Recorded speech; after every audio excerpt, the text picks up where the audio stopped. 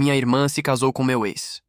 Agora, o relacionamento conturbado deles está afetando a família, e todos estão escolhendo lados. Eu, 27F, tenho uma dinâmica familiar complicada, para dizer o mínimo. Meu ex-namorado Alex, 30M, e eu namoramos por 3 anos, e durante esse tempo, ele se aproximou muito da minha família. Ele era encantador, prestativo e, honestamente, meus pais gostavam mais dele do que eu gostava no final do relacionamento. Nós terminamos amigavelmente, ou pelo menos eu pensei que sim, mas ainda doeu quando menos de 1 ano depois, meu irmão Matt, 32 e me, anunciou que ele e Alex estavam namorando. No começo eu tentei ser solidária. Amor é amor, e não era como se eu quisesse o Alex de volta.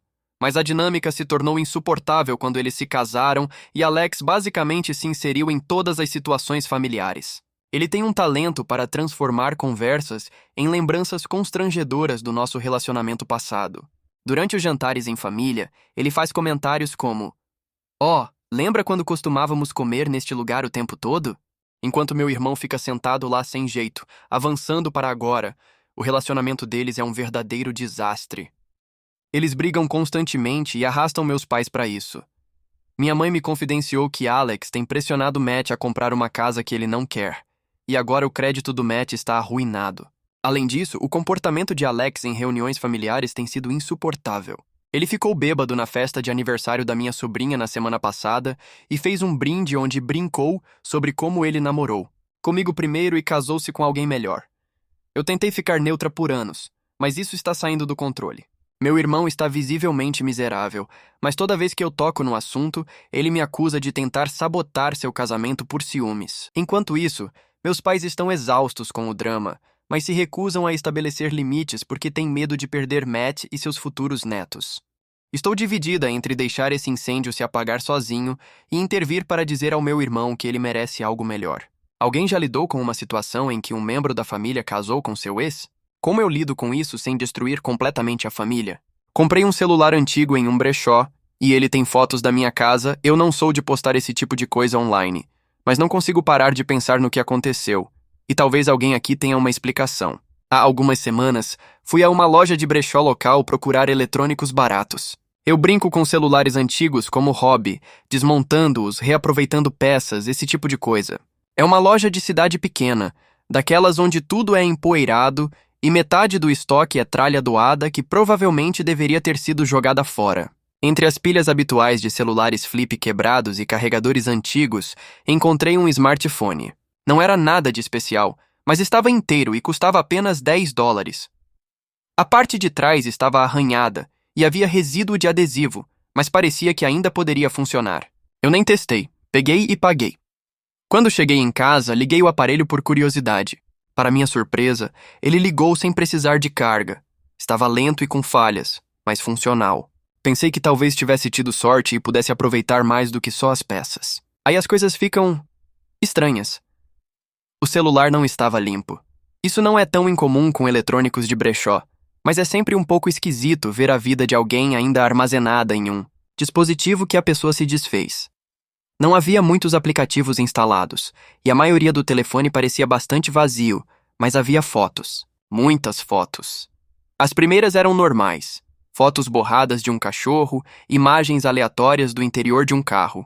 Os horários estavam inconsistentes, sugerindo que as fotos foram tiradas ao longo de vários anos. Então percebi que uma das fotos parecia familiar. Era uma foto de uma casa branca. O ângulo estava estranho, como se tivesse sido tirada da rua ou de longe. Mas não era qualquer casa. Era a minha casa. A princípio, pensei que fosse uma coincidência. Minha casa é de um modelo antigo, daquelas casas padronizadas que você vê em pequenas cidades. Mas conforme fui rolando mais para baixo, havia mais fotos. Close-ups da minha porta da frente, minha caixa de correio, meu carro na garagem. As datas dessas fotos eram recentes. Meu estômago virou. Eu não conseguia entender por que alguém teria fotos da minha casa, e ainda mais porque estariam em um celular que eu tinha pegado aleatoriamente. Continuei rolando, minhas mãos ficando suadas. As fotos ficaram mais invasivas. Uma foi tirada pela janela da minha sala de estar. Eu não tenho cortinas nessa sala, só persianas que geralmente mantenho meio abertas. Na foto, o ângulo era baixo, como se tivesse sido tirada de alguém agachado do lado de fora. Era possível ver parte do meu sofá e o canto da mesa de centro. Depois veio uma foto da minha janela do quarto. Essa foi a noite. O flash refletiu no vidro e através dele dava para ver minha cama e parte da mesa de cabeceira. Eu não sei quantas fotos havia ao todo. Parei de contar depois de um tempo. Algumas eram antigas, pelo estado da vegetação ou o estado do meu jardim. Outras pareciam ter sido tiradas nas últimas semanas. Não tenho vizinhos perto o suficiente para ver pelas minhas janelas, e não lembro de ninguém rondando a minha casa. Eu moro sozinha, e minha casa fica na beira da cidade, cercada por mata. A última foto que olhei antes de desligar o celular foi do meu quintal. Foi tirada da linha das árvores em direção à casa. Dava para ver a luz do alpendre acesa e a porta de vidro deslizante. Eu juro que consegui ver minha sombra através das cortinas. Não consegui me forçar a olhar para o celular novamente. Joguei-o em uma gaveta na garagem, mas às vezes sinto como se pudesse ouvir ele vibrando ou tocando, mesmo sabendo que provavelmente é só minha imaginação. Comecei a checar 3 vezes se todas as portas e janelas estão trancadas, e comprei cortinas blackout para todos os cômodos. Não sei quem era o dono daquele celular ou por que ele tinha aquelas fotos. Não sei se essa pessoa ainda está por aí, mas toda vez que penso nisso, sinto a mesma sensação estranha que tive quando percebi que aquelas fotos não eram aleatórias. Elas eram deliberadas, e alguém estava me observando. Entrei na sala do meu chefe e acidentalmente descobri o maior segredo sombrio da empresa. Começou como uma manhã de segunda-feira normal. O escritório zumbia com a conversa habitual dos colegas de trabalho, reclamando do fim de semana e o incessante clique das teclas dos computadores. Eu acabara de pegar meu café e me sentar à minha mesa quando meu chefe, Sr. Harper, me chamou para o escritório dele. Ei, você pode pegar o relatório trimestral na minha mesa? Ele perguntou apressado, me chamando com um aceno. Eu volto em 10 minutos. Não era um pedido incomum. O Sr. Harper estava sempre atrasado para as reuniões, deixando-me para resolver as pendências. Mas quando entrei no escritório dele e vi a pilha de papéis na mesa, percebi que não fazia ideia de qual relatório ele queria. Qual deles é? Murmurei, vasculhando as pilhas. Foi quando percebi uma pasta escondida sob uma pilha de faturas. Ela estava marcada com uma única palavra em letras vermelhas e negrito: confidencial. A curiosidade me dominou. Olhei para a porta, me certificando de que ninguém estava por perto, e abri a pasta. O que encontrei dentro fez meu estômago cair.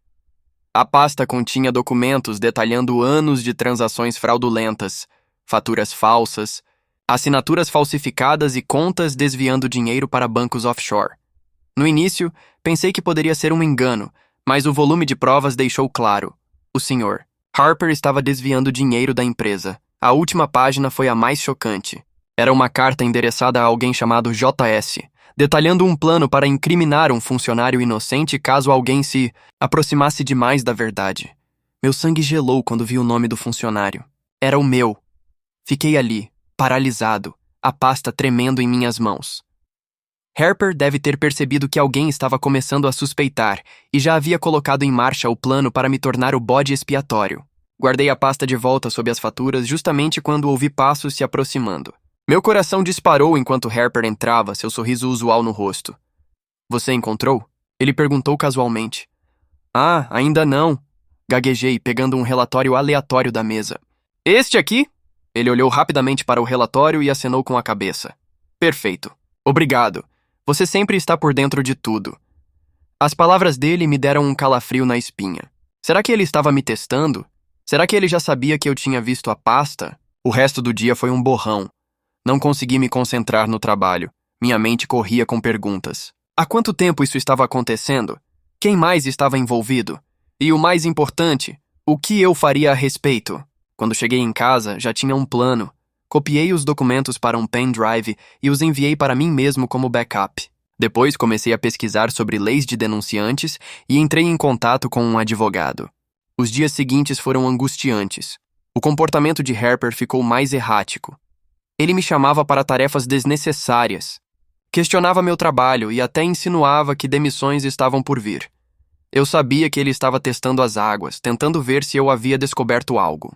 Mas permaneci calma e concentrada, fingindo que tudo estava bem enquanto quieta recolhia mais provas. Uma semana depois, entrei em uma reunião com o RH e a diretoria. Com meu advogado ao meu lado, apresentei os documentos e detalhei tudo o que eu havia descoberto. A repercussão foi imediata. Harper foi escoltado para fora do prédio em poucas horas e uma investigação completa foi iniciada. Vários outros funcionários de alto escalão foram implicados e a reputação da empresa sofreu um grande golpe. Não foi fácil. Alguns colegas me odiaram por ter exposto o escândalo e passei meses lidando com as consequências. Mas no final, a justiça foi feita. Às vezes, fazer a coisa certa significa caminhar em direção à tempestade em vez de fugir dela. E embora eu nunca esqueça o medo daquele momento no escritório de Harper, sempre terei orgulho de ter me levantado pelo que era certo. Encontrei um baú trancado no sótão da minha família, e isso mudou tudo. Sempre fui curioso sobre o sótão da casa dos meus pais. Ele sempre foi um lugar misterioso para mim, cheio de caixas de lembranças, móveis antigos e coisas que pareciam não ter mais valor. Durante anos, eu evitei o sótão, pois sempre parecia um lugar abafado e poeirento. Mas quando decidi finalmente investigar, mal sabia que estava prestes a descobrir algo que mudaria minha vida para sempre. Era um sábado comum, e minha mãe me pediu para ajudar a limpar o sótão. Ela disse que estava na hora de organizar algumas coisas antigas, já que a casa estava ficando pequena para tantas tralhas. Eu subi as escadas com uma lanterna e um grande saco de lixo, esperando encontrar velhos brinquedos de infância ou algumas fotos antigas que pudessem me fazer lembrar dos bons tempos. Porém, o que eu encontrei lá foi algo muito mais estranho. Ao explorar uma das últimas áreas do sótão, vi um baú grande e pesado no canto. Ele estava coberto de poeira e parecia estar lá há muito tempo. O baú estava trancado, mas o cadeado parecia antigo e enferrujado. Eu não sabia dizer quanto tempo estava ali, mas algo me dizia que havia algo de importante dentro dele. Decidi tentar abri-lo. Com um pouco de esforço, consegui quebrar o cadeado. A tampa do baú rangeu quando eu a levantei. O que encontrei dentro não era nada do que eu esperava. Em vez de objetos velhos e sem valor, o baú estava cheio de papéis e documentos organizados em pilhas. Eles estavam amarelados e pareciam extremamente antigos, mas o que realmente me surpreendeu foi o que estava escrito neles. Os documentos eram contratos, cartas e registros de algo chamado Projeto Theta, e logo percebi que não se tratava de um projeto qualquer. Eram registros detalhados de um tipo de experimento secreto. Havia informações sobre pessoas, locais e datas que eu não conseguia entender completamente. Alguns dos nomes nos papéis pareciam familiares, mas outros eram completamente desconhecidos. Fiquei ali, lendo os documentos, e comecei a juntar as peças. O Projeto Theta parecia ser uma operação secreta, da qual minha família, ou pelo menos alguns membros dela, estavam envolvidos. Havia menções a experimentos em genética e biotecnologia, coisas que eu nunca imaginei que tivessem alguma relação com minha família. Alguns dos documentos mencionavam minha avó, que eu sabia ser uma mulher muito reservada, mas nunca pensei que tivesse algum envolvimento com algo tão misterioso. Enquanto folheava os papéis, uma carta em particular me chamou a atenção. Ela estava datada de muitos anos atrás e assinada por um nome que parecia ser de alguém importante. A carta falava sobre a necessidade de manter o segredo do Projeto Theta, afirmando que os resultados poderiam mudar a história da ciência para sempre, mas também poderiam trazer consequências devastadoras se caíssem em mãos erradas. A sensação de ter descoberto algo que minha família tentava esconder por tanto tempo era avassaladora. Eu não sabia o que fazer com a informação que havia encontrado. Eu estava em choque. Minha mãe nunca mencionou nada sobre isso, e nunca ouvi meu pai falar sobre esses experimentos. A partir daquele momento, comecei a questionar tudo o que eu sabia sobre minha família. Aquela descoberta me fez pensar: será que minha família estava envolvida em algo muito maior do que eu jamais imaginei? Eu estava com medo de o que mais poderia estar escondido. O baú estava cheio de segredos que nunca deveriam ter sido revelados, e agora, sem querer, eu havia aberto a caixa de Pandora. Não sabia o que fazer com as informações que encontrei.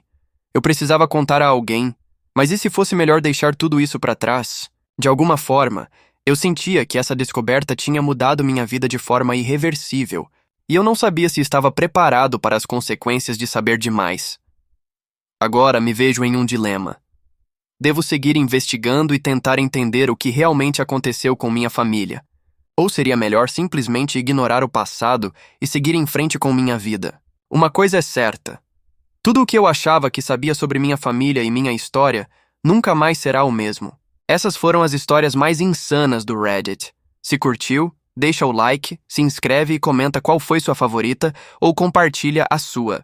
Quem sabe aparece no próximo vídeo. Valeu por assistir e até a próxima!